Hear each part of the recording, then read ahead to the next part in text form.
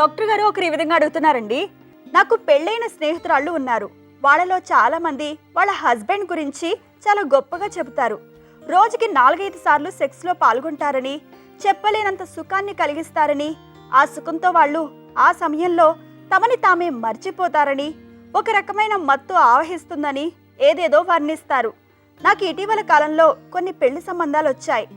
ఏ పెళ్లి కొడుకును చూసినా నంగనాచిలాగా కనబడ్డారే తప్ప నాకు సుఖం చూపించే మగవాళ్లాగా కనబడలేదు. ఆడదాన్ని మెప్పించి మైమర్పించే మగాన్ని గుర్తించడం ఎలా? పెళ్లి చూపుల్లో అటువంటి మగవాడిని పట్టేయడం ఎలా? తగిన సలహా ఇవ్వండి అంటూ అడుగుతున్నారు. అది ఎవరి మటు వాళ్ళు జడ్జ్ చేసుకోవాలండి.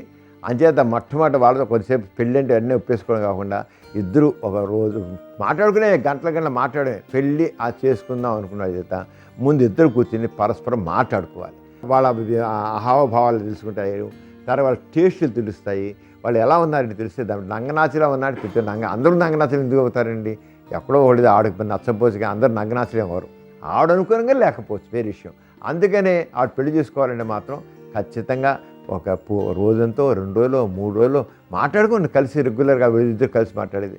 మగవాళ్ళందరూ నంగనాచలేం కాదే, ఎందుకు నంగనాచలు అవుతారు? ఎవరు. అంచేత అదేం కాదు. ఆవిడ జాగ్రత్తగా చూసి తప్పకుండా మంచి మగుడే దొరుకుతాడు. ఆవిడ అంతగా ఆవిడే కొద్దిగా వాళ్ళ పెళ్లి సంబంధాలు చూసినప్పుడు నేను మాట్లాడతాను, నేను మాట్లాడుకోవాలి, నేను మాట్లాడాలి అని చెప్పేసి మాట్లాడేది. అతను మాట్లాడి తెలిసిపోతుంది కదా.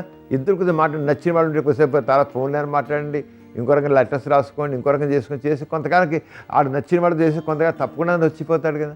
అంతేగాని నంగనాచలం కరెక్ట్ కాదు. అంటే అందరు నంగనాచలేం కాదు. పైకి మొత్తం తెలియదండి. ఒక పెళ్లి చూపులో చూసిన 5 నిమిషాలు 10 నిమిషాలు వీడు మంచివాడా చెడ్డవాడా, ఈ నంగనాచ తెలివిగలవాడా చురుకైనవాడా అని పైకి చూసి మనం చెప్పలేము. తప్పకుండా ఇద్దరు కలిసి మాట్లాడుకోవాల్సిందే.